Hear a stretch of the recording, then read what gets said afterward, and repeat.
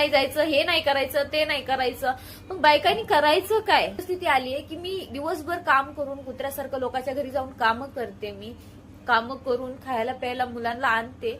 एवढी महागाई झाली की शेवटला आज 25 तारीख आहे, आज माझ्यापाशी पैसे नाहीयेत. मी मुलीला फक्त टिफिनला चपाती बनवून दिलीये.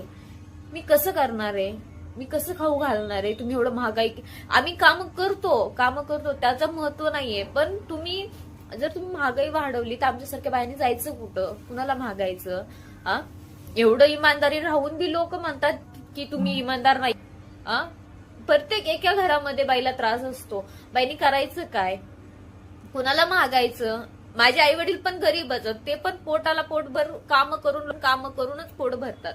ते किती करणार माझ्यासाठी? तुम्ही जर महागाई वाढवली तर मी कुणाला म्हणणार आणि कुणाला सांगणार? तर कृपा करून तुम्ही प्लीज, फक्त मला मोदीची विनंती आहे की प्लीज प्लीज प्लीज, तुम्ही लाडक्या बहिणीचे पैसे नाही दिले तरी चालेल, पण महागाई करू नका. आमच्यासारखे बायकांचे हाल करू नका.